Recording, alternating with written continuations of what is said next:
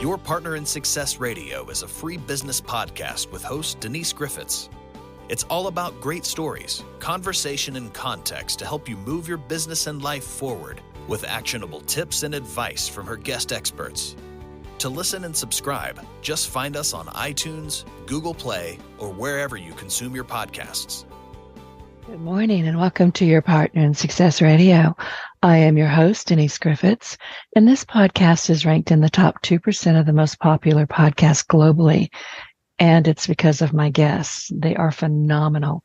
And I am honored and blessed to share time with people who are at the top of their game. And they show up here willing to help you to get to where you want to be in life and in business. And today I get to introduce Neil Ateem, and he joins us to share a lot of information about how to scale your online business, and he knows what he's doing. Neil is a leading marketing expert and entrepreneur. He is the co-founder of Multiplier, which is a marketing agency that has generated over $300 million with an M, million, in revenue for brands like Mindvalley. We all know who Mindvalley is, and Jordan Peterson. Love him. With over a decade of experience, he has previously served as the head of subscription at Mindvalley, where he scaled their product from zero to over $20 million in its first year. Did I mention he knows what he's talking about? And known for his ready, aim, fire philosophy, Neil emphasizes action and momentum in business growth, and his expertise spans various industries, including fintech and online education, and that makes him a valuable resource for anyone who is looking to scale their online business. Good morning, Neil. Welcome to Your Partner in Success Radio. I have been looking forward to this. Good morning, Denise. Thank you so much for having me. And that was quite the intro. I hope I live up to the expectations of your audience. I wasn't fulsome enough because we've talked, you and I, on the podcast pre-interview, and I've done a lot of looking at you, and I'm like, wow, and he's willing to come on my show.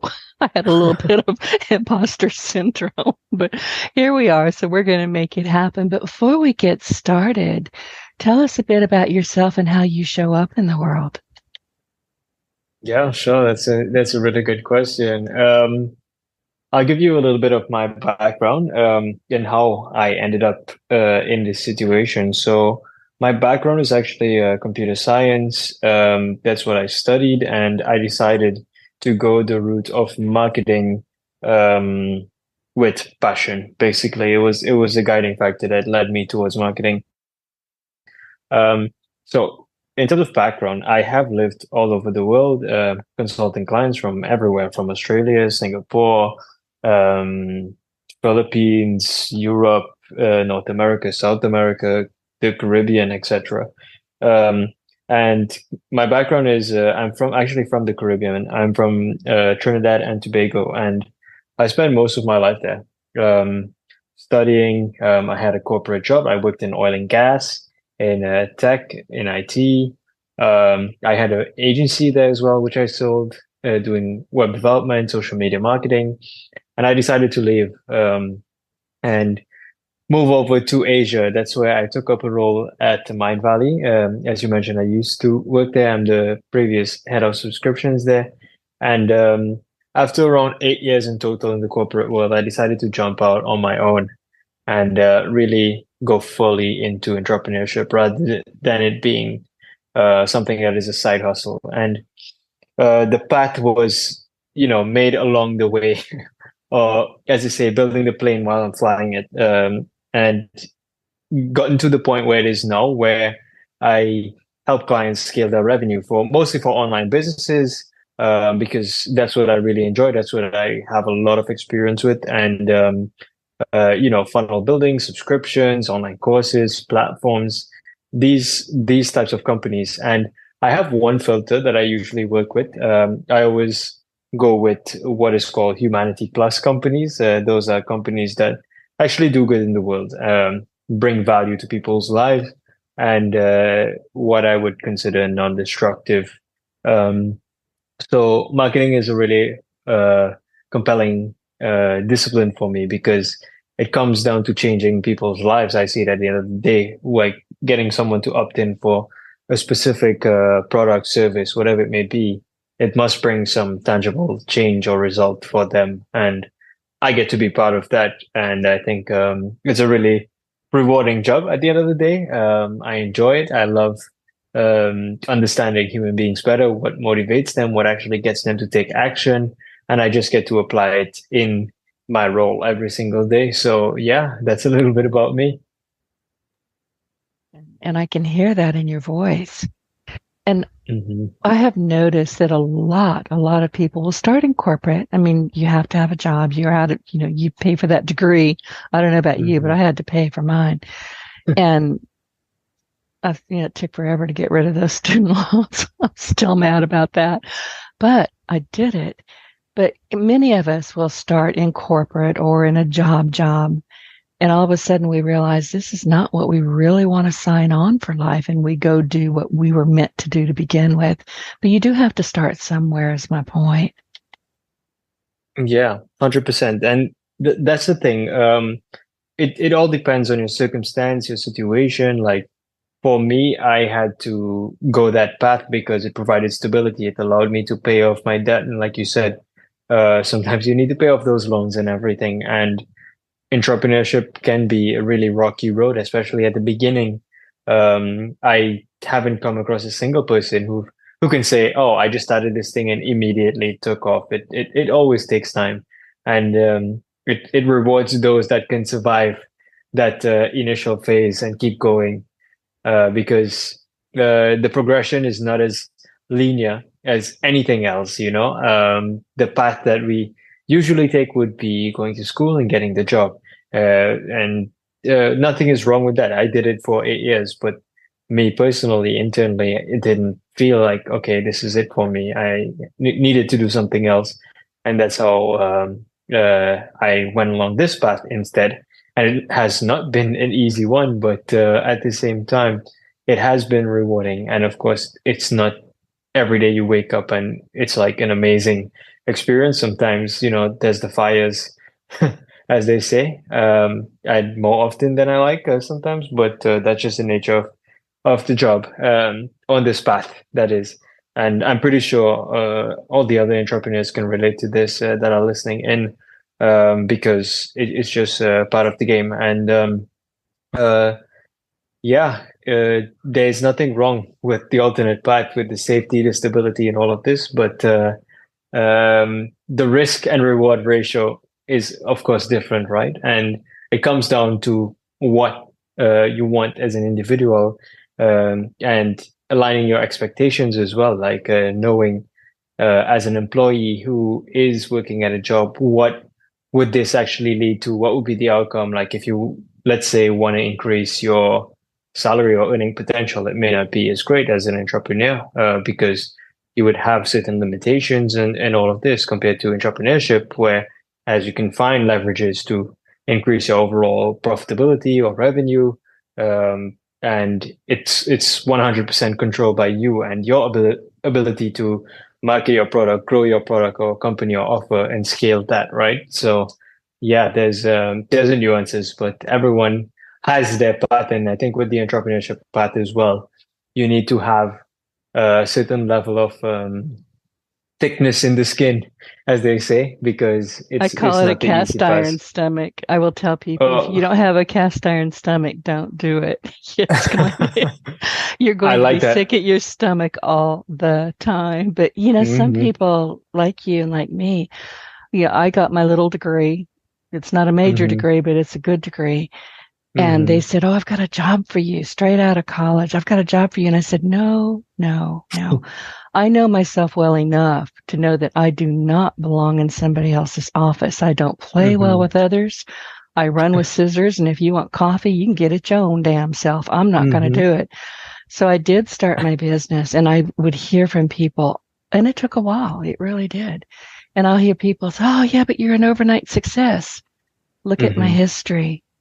It wasn't overnight. You're looking at about a decade before I was really comfortable with where I was. And I think that's the norm. People say, "What do you mean overnight?" Not even close. Yeah, 100%.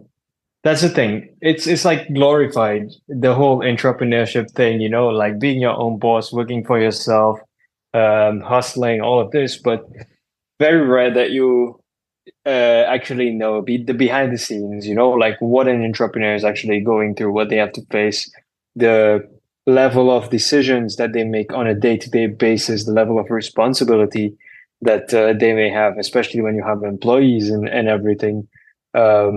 It's very heavy, and this to me is not addressed enough. Like the glorification is what you see out there 99% of the time, and not the realities behind the scenes. So at the same time, while it's a beautiful and rewarding pursuit, the expectations need to be set and understood. And I think more people need to go into this side of things, and there's so many resources out there talking about like how to fast track your your progress and everything, to earn more. Like even me, I know what levers I need to actually implement for businesses to actually help them scale, generate more revenue, just acquire more customers and grow faster. But sometimes it's dependent a little bit, not a little bit, but sometimes a lot, on that one person or the management team, for example, to actually hold it together and not fold under pressure and actually see things through till the end, because you may be investing, not seeing a return immediately. And especially with marketing, sometimes it may take a couple months for something to kick off, and the spend is taking place. You're investing time, resources, money, and it's not immediate. Because if everything was always immediate and you would see results immediately, just like that, that would make me someone in very high demand and probably a billionaire, if I had that magic formula. But the reality is, behind the scenes, it comes down to a lot of testing, iteration. I know what works in certain industries. Companies spend millions. I get to see exactly what they're doing, what is working. But the reality is, not everything works for everyone, and it comes down to testing for everyone. And having that, I like how you said it, is that that stomach, that iron stomach. It's a I like that cast iron stomach. Cast iron, yeah. Yep. I think it's super relevant. Yes. And I'm so glad you brought that up about entrepreneurs. And we're in a gig economy. There's no question. But I hang around in a lot of Facebook groups, and some of the advice that is given in those groups makes my stomach hurt because it's just crap advice. But what I'm noticing, and you may be noticing this in business as well, is that people are accustomed to getting what they want when they want it at the click of a button. And they're getting mean and they're getting demanding and they're completely unreasonable. So what you just said is very important. Yeah. So that's the thing, right? Like we live in this type of daily routine where everything is instant. We have Amazon Prime and we have instant food delivery within 20 minutes. You can literally have anything to eat. Like how crazy is that? Imagine going back, telling your great grandparents that this is possible, and a guy pulls up on a scooter with your food. My mother passed away about 4 or 5 years ago. I can't remember now, which is a shame, but I try not to think about it, to be honest. As she had never heard of Uber Eats or any of these things that we're talking about. It was just 4 or 5 years ago. That's how quickly it is moving. Exactly, and it's becoming the norm, right? Like I remember just me growing up, I had to buy a CD with, let's say 8-12 tracks on it. And I would listen to these individual songs. Now I can just pull up my phone, open Spotify, and literally any song that I want is there for me to actually listen to. So, like we have so much access in so little time that we expect it everywhere almost. And I think this is training customers, individuals, everyone to actually lose some patience with everyday process on simple things that we know would take time. We try to squeeze everything out of it, and that's kind of changing behavioral patterns. Me as a marketer, I have to study psychology and how people think and everything, and I can see exactly what you said, the change in behaviors and patterns and everything. And even with the way we consume, like let's say social media and everything, we have these couple seconds to get someone's attention. Let's say with content that we put online, just short form content, like things like TikTok and stuff that are training people to actually just quickly switch to something new all the time, every couple of seconds. And yeah, I think that makes it a lot more difficult just working with individuals, or whether it's client acquisition, customer acquisition, any one of those. You basically have some seconds to get their attention, and then setting expectations in terms of timelines and everything becomes harder as well, because everyone is in this instant generation, let's say. You mentioned that you had a web development company and social media. That's actually what I do for a living. I don't podcast for a living, but okay. I should, but I don't.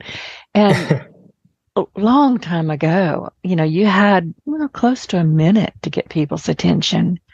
That's no longer the case. And remember this, I'm sure you do, there was this attitude about having a website, kind of like that baseball movie. I don't know the name of it, but if you build it, they will come. No, they won't. You must have marketing, and consistent, strong marketing. You can't slap something up and then tell your poor virtual assistant, well, nothing happened. Well, yeah. You Exactly. have to be consistent with it. And your messaging sucks, by the way. Let's rework this. So, yeah, I see what you're talking about. Yeah. I think unless you're living on the rock, you should know that building and expecting people to come just does not work. Don't matter how good your stuff is, because it never did.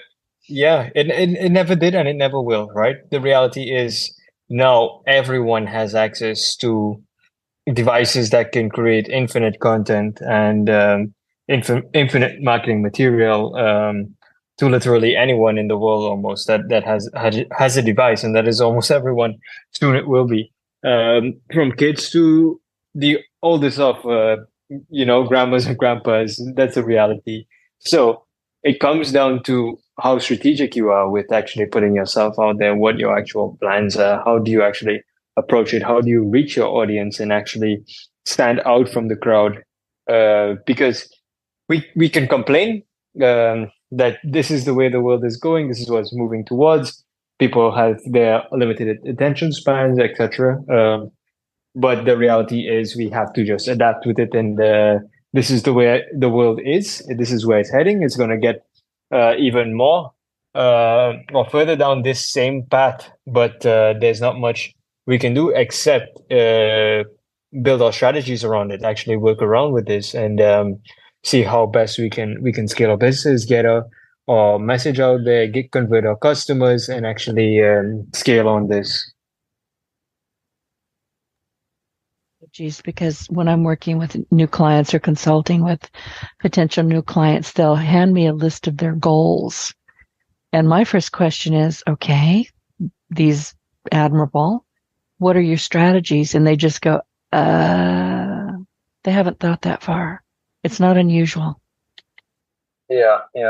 So that's the thing, right? Like everyone goes with this approach of let me just execute, do something, and something will happen. But you really need to be strategic. You need to be calculated with actually everything, every strategy that you do. It needs to be part of your overall game plan, rather than just shooting all over the place and thinking one thing will stick. That doesn't work anymore. Like that would have worked a couple of years ago when social media was just kicking off, when there were new platforms and like anything you put out would have reach, or there weren't so many competitors depending on your niche, etc. But no, the reality is like you need to have strategic approach with everything, whether you're doing lead generation, whether you're doing direct conversions, whether you want to actually get purchases, or let's say if you're doing online courses, if you're doing a platform and you want to get subscribers.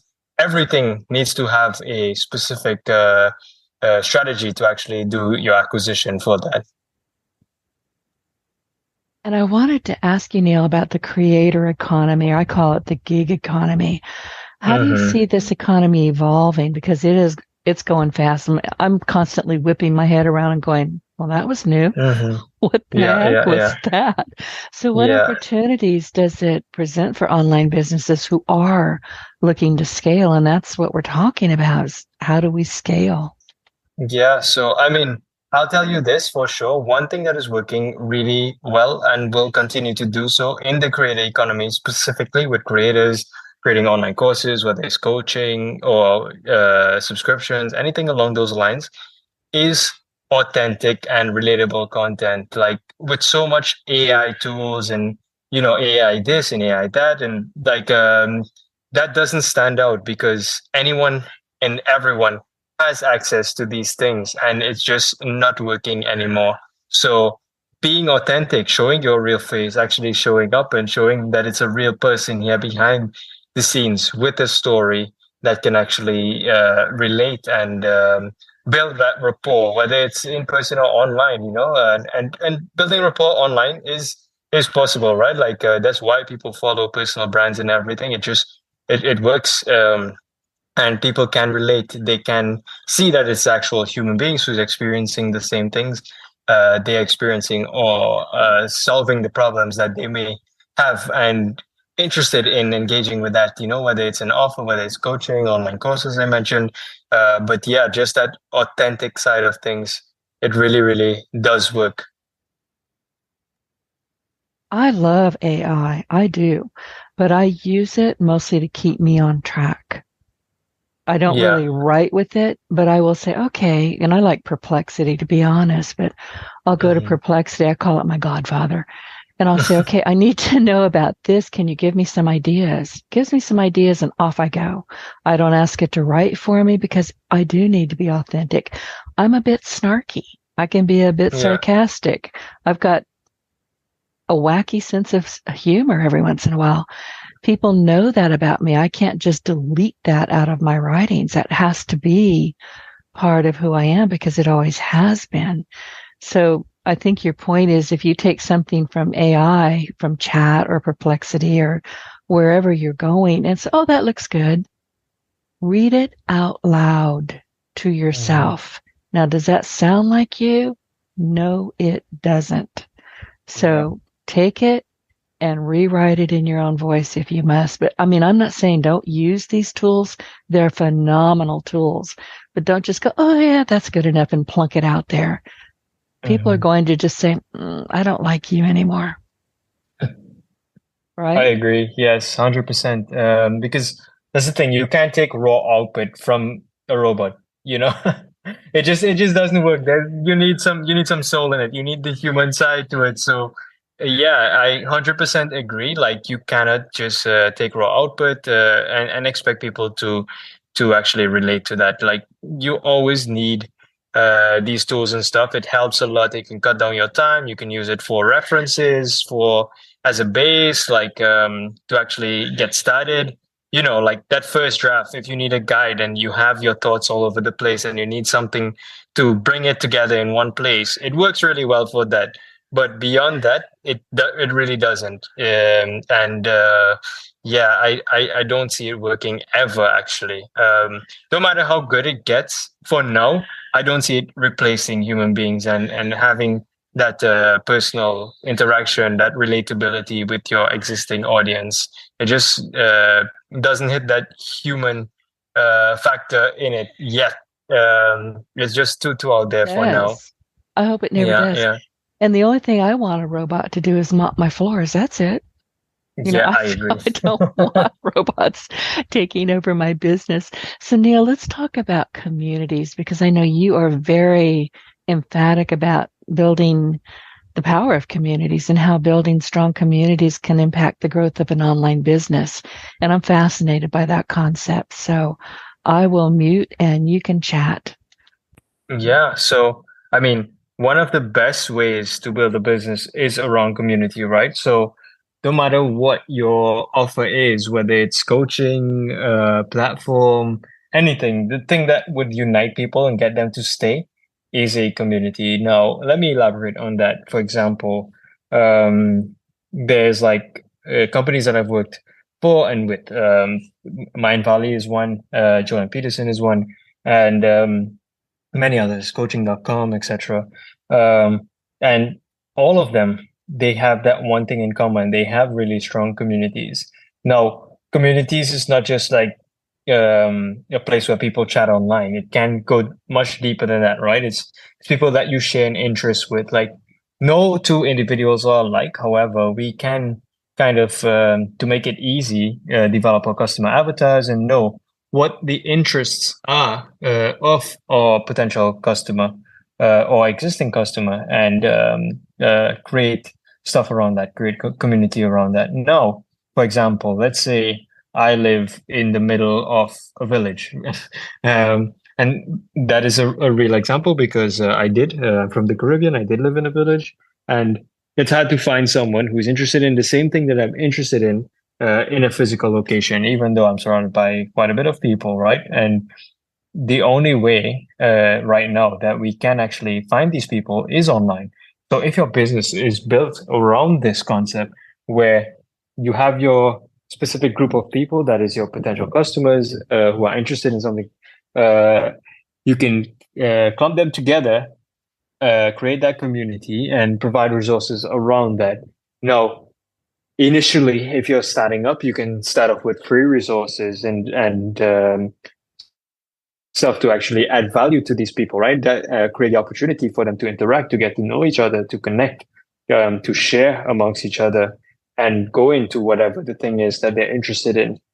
And that is to kick it off. And if they want to go deeper into something, then you can provide your services, whether it's online courses, whether it's coaching, a platform, whatever it may be. So you give them that first base, that first layer of free value, something that would really make their life better, let's say, and create that space online for them to interact and everything. And then, of course, the monetization part is where you can go deeper, add more value, actually just expand on what you may have, add features, depending on the case, right? So if your business is built around that, it's very hard to actually knock a business like that down because it's built around people. And ideally, like people would actually fuel your business, right? They're your paying customers. They're the ones that engage. They're the ones that actually keep you going and sustained. And now I know for a fact that everyone is moving towards that direction of subscriptions because it's the best thing for a long-term business compared to transactions. So transactional revenue is like your one-off payment. And that used to be the case for software, for online courses, for almost everything. You would just pay once and get access, and that's it. But no, every company, every creator is moving towards subscriptions because it is the best thing for longevity, for your customer lifetime value, as in how much would someone spend with you throughout your entire interaction, whether it's 1 year, 5 years, 10 years, whatever it may be. And the thing is, not everyone looks at this, but it's very important. And I think having the community as the base and then positioning your offers around that is really important. And at the same time, putting up subscriptions and everything is not a bad move because you'll be able to keep adding value to your customers. And that's the main thing. That's why people pay for subscriptions, because you keep getting value. Why do we pay for Netflix? Why do we pay for Spotify or Apple subscriptions or Disney Plus, etc.? Because we keep getting value out of it, and that applies with anything. Whether you're selling online courses, coaching, whatever it may be, people would pay if they keep getting value from it, and that is what matters the most. Software, even, it's like you're paying to keep getting new updates, to keeping it bug free, from not getting bad user experience. So people will be really happy to actually continue along this path. But yes, coming back to the main point, which is build the community, and then you can build any offers around that actually solve specific issues for these people in the community. And I know people are going to say, well, I have a Facebook community. That's great. Yeah. You have to start somewhere, but are you able to turn that into a business? And oftentimes, from what I'm seeing in a lot of these communities, they're just sharing information, they're chatting back and forth, but there's no cogent way to reach them or find whoever the owners of the community are. Mm-hmm. It's a lot of chat from what I can tell. And I'll be honest with you, I get annoyed after a while. It's like, yeah, but where's the stuff I need? How can I find you? How can I buy? How can I subscribe? And I think a lot of these I don't think it, I know it. A lot of these Facebook communities they're missing the mark. And I mentioned it before, there's a lot of garbage information in them. A lot. Especially in the podcast groups. Oh my goodness, don't get me started on that. Mm-hmm. Yeah, I mean, there's so many Facebook groups, right?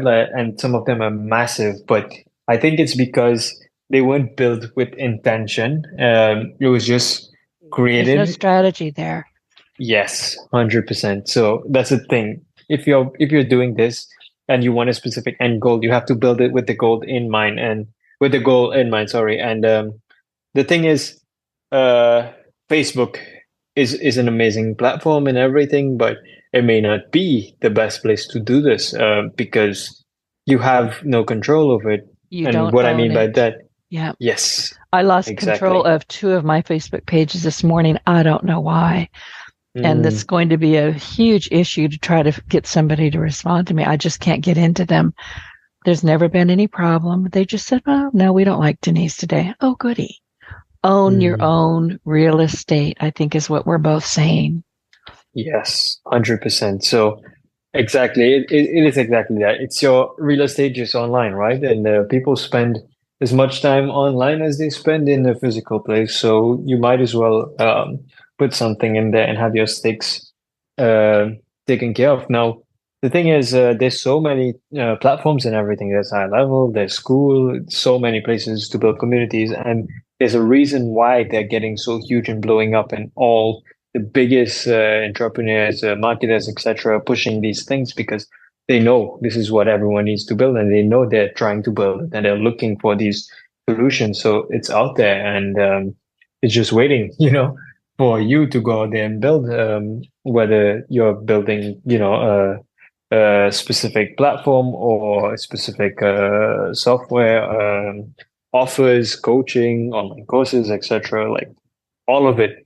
It can start with just community as long as you're providing value, solving a problem, making someone's life better, allowing them the opportunity to connect with others like them. All of these things you can cover. And I don't hear this enough. Storytelling. Yeah, I'm a podcaster. I don't know why I'm a podcaster, but I am. I've been doing it for 16 years and I love it. But what I enjoy the most from my guests are the stories that y'all share, your history that you share. It's so important that we get to know you, like you, and trust you. And without storytelling and without community, you don't have those options. Yes, 100%.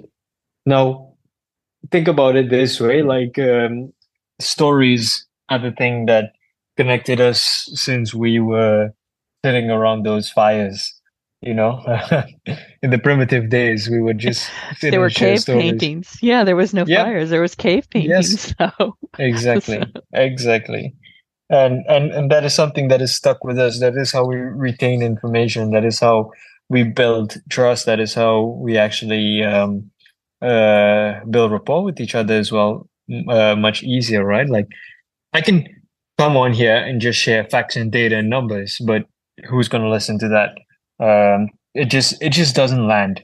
Now, the thing about stories is that it just connects us on a such deeper level because there's so many other elements to it that we need to retain information, to get it to actually spark something within us, to feel something, to tap into the emotional side, to bring change, whatever it may be.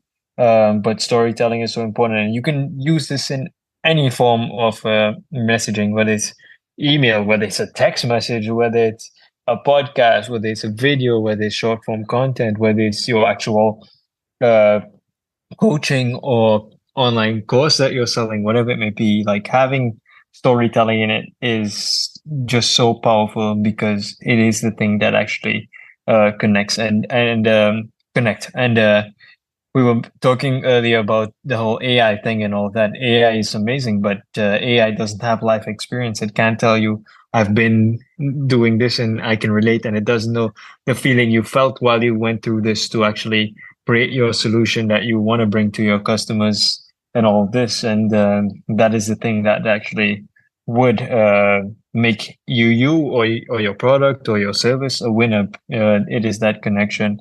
It's the same with the community side of things. If you're managing your community and everything, can an AI do that? Probably. But would the AI be relatable? Really understand their problem, what they're going through, and have something that is relatable? No, is the answer, right? So, yeah, I said it with you. No, can't yep, happen. Well, and exactly. I wanted to move on because I don't want to run out of time. This is so fascinating. But solving your customers' problems. I've been watching you. I love the work you do. And I think you've got some strategies that you recommend for effectively identifying and solving customer problems. Again, we're going back to business growth because here's my point of view. If you don't understand them or not paying attention to them, and you're not solving those customer problems, they're going to go find somebody else in the next hour. We're back to that point and click. People don't want to wait. So you have to be on top of everything. If your customers are having a problem, you better respond right away. So tell me what you think. Yeah, so they won't find someone in an hour. They'll actually find someone in seconds because Google will just serve them an ad if they're at that problem stage where they're already searching for a solution. Google is already going to have 10 competitors who is bidding on keywords and will just serve them all of them if they come to your website and it's not appealing enough. Let's say if you don't have an amazing sales page following specific structures, etc. And yeah, it just takes them a couple of seconds, right? So that's a reality. But to be on top of it, you really need to have the strategy behind everything, as I mentioned before. Like that is where it starts. And now, how do you actually go about solving that problem? First of all, it is in your niche, let's say, but actually surveying your audience. Let's say you have a community.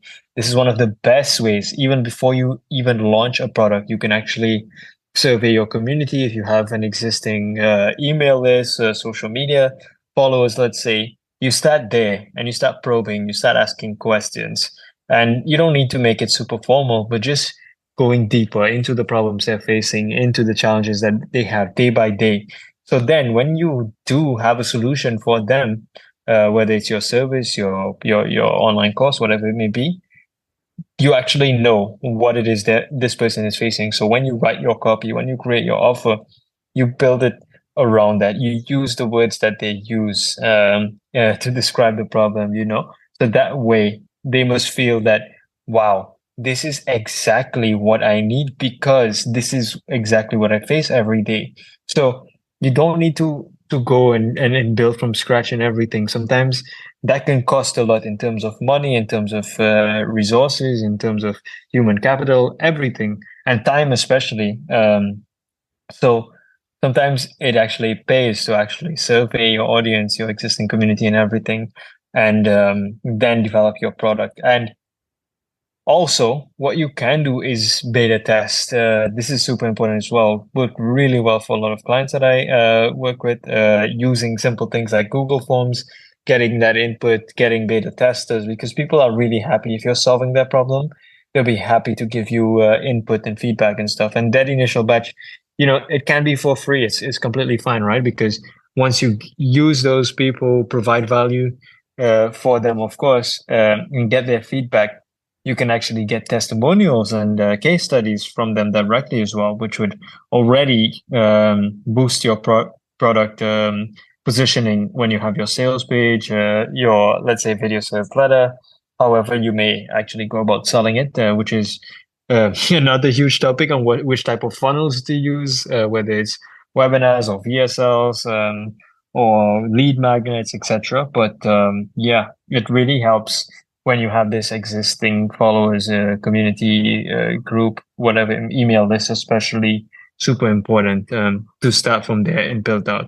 So that way, you know for the fact that when your product is actually being developed, when it's actually launched, that this is the thing that is solving their actual product because this is what they indicated. And one thing to note is that this is most of the time this will work. However, not everyone is aware of all the problems that they may be facing as well. So sometimes you can use your experience, whatever you're seeing as well, as a guide to add to that. For example, like everyone was happy using a BlackBerry until the iPhone came out, and then I have everyone was one in happy. my closet. I had Yeah. one. It's Yeah. still in the And closet. It's an antique, but I'm not giving it. I'll mhm, never use it again. But it was just so mhm. darn cute. I've Yeah, still yeah, got I it. agree. I agree. It's there. It's a nice to have, right? But everyone switched over to just a phone without any buttons on it, and now that is the thing, right? So no one asked for it, but a problem was solved, and now everyone uses it. So this can be applied whether it's a service, whether it's an online course, whether it's a subscription, a platform, whatever it may be. But it's okay to innovate, right? And it's necessary to innovate as well, because it can be that unique selling point that you may have over competitors as well. We've touched on this a bit already, successful business models, but it doesn't hurt. I mean, it bears repeating. So in your experience, what are some of the most successful business models for scaling an online business? I think you definitely said communities and subscriptions, but is there Yeah. anything else you want to share about that? Um, I think those are like the two main ones, subscriptions, communities, maybe platforms, but platforms kind of fall under the umbrella of subscriptions, even communities, like subscriptions are the number one business model, like is the number one business model. That is like every big business in the world today is a subscription business, whether they position themselves as that or not. And let me explain. Now, there's so many elements to a business when it gets huge, like the brand, what people feel when they're exposed to this product service, even just a logo. Like the bigger companies, they've mastered this, right? For example, like Coca-Cola, they sell happiness, etc. And this is their brand presence. Now, when you think about it, these companies are a subscription, because you don't buy Coca-Cola once in your life when you enjoy this thing. They don't talk about Coca-Cola when they advertise. They talk about the happiness and, the moment when you open a Coke, they play the sound because some people, they just love this thing, right? And essentially what they're building is those subscribers for life, because it is the most powerful business model. And it can be the same, let's say, Apple, for example. Apple sells you their MacBooks, their iPhones, AirPods, all of these things. But the thing about these products is that they have a lifespan. They last a couple years, and every couple years, you are a technologist, so you know this for sure. You have to change your devices, right? They just deteriorate in terms of how they perform, and you need to upgrade. And a company like Apple, once you're locked into their ecosystem, you will upgrade every couple of years, but you don't think about it as a subscription. But in the back end, it really is, because you will be buying Apple devices most of the time for the rest of your life, and you're subscribed to Apple. And it's not even their digital subscriptions like Apple Music and iMovies, etc. Like Apple Movies, sorry. But it is that case, right? It's not transactional revenue. If you zoom out, it is increasing their customer lifetime value and making you a subscriber. Even cars, let's say, like Yeah. I seriously never thought of it like that. Now, I don't drink Coke. I just don't like sugar. anything. Same. Ugh. And ketchup, somebody asked me the other day why I don't like ketchup. I said, because I like my tomatoes unsullied. You don't put a bunch of sugar on a tomato and tell me that's yummy. But I don't even know what the jingle is for Coca-Cola, so I'll have to go find that and listen. But Open happiness. Oh, okay. So, I mean, see, you're giving me some food for thought here. I never thought of things that I use or repurchase, like Apple. I have an iPhone. Am I ready to buy a new one? No, I like the one that I've got so far. But when it's time, yeah, I'll buy another Apple. Yep. Or an iPhone. It will So happen. I never even thought about that. So I'm stuck in there. I'm stuck. I can't get away. Yep. And it's not from a destructive or mean or evil point of view, not right? at The all. thing is, you will keep getting value from them. They will keep improving and giving you 10 cameras behind your phone so that you can zoom into an atom maybe in the future. Like that's the reality. Never thought about that. So let's go. So we really want to scale businesses. That's what this whole conversation is about.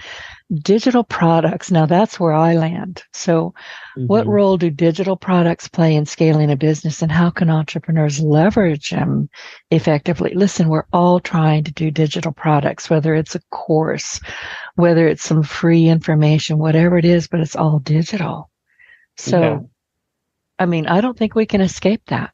I don't want to. I happen to like digital products. Yeah. Same. Like me, I wouldn't be in this if I didn't enjoy it. Like I'm an avid course enjoyer. You know, I find stuff all the time and buy new courses or materials online, and I think the world is just gonna go even deeper into that, and it is. It's one of the fastest growing industries, and over the pandemic and everything, it really pushed people more towards this direction, right? And business models, especially like I have clients who did a lot of physical events and trainings in person and everything. And now, after that whole event for those 2 years where their business basically flatlined, they realize, oh, I need to have a different business model where I can have that sense of security and some predictability as well. Compared to physical businesses, and I'm not saying that physical businesses and events and everything are going away, but it can be an addition to your existing business if you have that type of business. So yeah, I mean, you basically, put all your chips in one basket if you're dependent on the traditional business models and everything. But if you want to diversify and really mitigate risk, because we don't know what can happen. Like, look at what is happening in the world today, there's so much happening, so much conflict. These kind of things happen. Like we would never expect something like that to have happened and the world was shut down. But the reality is we can be prepared for it, and moving digitally, at least experimenting, testing part of your business, introducing it to your business model. To me, there's no negatives to that. It's what a wise entrepreneur would do, is what a smart business would do, is what a business that wants to be around for a long time would actually do. And there's more and more customers to serve online. Like if you have an in-person business, like your reach may be capped, right? Especially if you're at a physical location, it's dependent upon people in a specific location. But the reality is, with an online business, you scale infinitely because you just need a specific avatar that you can reach out to and scale on that. So yeah, the reality is any smart entrepreneur or business owner would actually scale or leverage online side of things for their business, their offers. And let's toss podcasting in there. I mean, because it's a great way. Podcasting, in my opinion, is marketing 101. It helps you get your voice heard. If you're a business and you don't have a business podcast, it can be 10 minutes long. It can be 15 minutes. It can be whatever you want. But if you're not reaching out to people who are maybe in their car, maybe they're walking their dog, and they just need some points or tips, or as you say, case studies, have a podcast. Yes, 100%. And I wouldn't be on this podcast if I didn't believe in it, right? Like I know the power of podcasts and the reach, and it's only growing. Like the numbers are crazy. Like was it Spotify that signed $1 billion deal with Joe Rogan? Why would a company of this size choose to do something like that for just a podcast? Because they know the value of it and where it's headed Right. and where everyone is exactly online, and it's so much different from just the short form content and stuff. When you have a podcast, you have your active listeners who would go in there and spend time listening to you and the value that you bring, and you're building rapport there. In a podcast, you're sharing story and everything, so it goes into the elements that I mentioned earlier in the podcast about building that rapport, the human connection side of things, and really something to build community around as well. It's an amazing tool. The world. I looked at my stats a few years ago because I don't worry about stats or downloads. And I realized that this podcast is huge in China. I don't know why. I still don't have an answer, I guess, because there's a lot of English speaking people there. But I thought, well, that's interesting. Here's me thinking, North America, United States, Canada. And my head didn't move any further from that until I went, Canada? Really? Uh-huh. So we can be heard anywhere, but you have to have valuable information to share if you're going to have a podcast. And the sad thing with podcasting is a lot of people, I can do this, I'm going to do this. And going back to those Facebook groups, they spend a lot of money getting it set up, hiring somebody. They haven't even started a podcast. Mm-hmm. And I want to smack them and say, did you have a business plan? What the heck were you thinking? This is going to cost you money. Are you taking that out of your grocery money? Your wife is going to divorce you. And I start yelling at my computer. But podcasting is marketing 101. So Neil, I love this. Your ready, fire, aim philosophy emphasizes taking action over extensive planning. And I don't know about you. I don't know if you've ever heard of Dr. Napoleon Hill. He wrote Think and Grow Rich. And Yes, that entire, oh, good. Well, my Wednesday podcast host is Ben Gay III, who was the final mentee of Dr. Napoleon Hill. And I get the best stories out of him. But that book says, I think 12 different spots, take action. And so many people miss that. So how has that approach, taking action, evolved for you over time, and what's the impact it's had on your success, which is huge in marketing and entrepreneurship? Yeah, so I'll keep this one brief. The main thing is, because I know we're getting to the end, the main thing is, I would say, there's so much stats, numbers, data, statistics, out there, and there's so much more to learn. There's always something more to learn, and entrepreneurs tend to be that type of person who wants to learn more, who wants to get it perfect all the time, right? There's always one thing more that I need to learn or test or try. But the reality is nothing beats execution. And if you can position yourself towards a point where you actually are biased towards execution, yes, you will fail sometimes. Yes, you may lose some time or resources or anything, but you beat that person who is just contemplating and planning, and a month goes, 3 months goes, 6 months goes, 1 year goes, and nothing is executed. But literally in 1 year, you could have tested 12 things. And I'm sure out of those 12 things, one thing would have landed instead of trying to perfect the theoretical part. So just having that biased side towards action really will help as an entrepreneur. And that is what the most successful entrepreneurs do have in common, right? They've always been the ones taking the action rather than just sitting by and waiting for the perfect timing or learning something else. And, it just doesn't work in this game because the world is moving faster and your competitors are executing, and it all depends on you and your ability to move as fast as you can with things, at the same time being smart about it. But yeah, just having that bias towards action is not your friend. Ask me how I know. So I am guilty of it. Neil, is there anything else before I reluctantly let you go? And I want to thank you for sharing your truly inspiring journey and your insights with us today. But before, again, I reluctantly let you go, Is there anything else you'd like to share with our audience, and where can people find you? Yeah, I just want to say, have that biased approach towards action, and remember what I said. Community is one of the best places to start with building. Subscription businesses are the most powerful business models in the world today, and you don't need to think, billion-dollar company level, but think about how you can do this to your small audience or mid-size or even large audience, and how can you add value continuously to your customer base, and that way you can build a subscription business around it. And yeah, I'd be happy to chat with anyone who needs help with scaling their businesses or their offers. They can reach out to me at my website at multiplier.agency.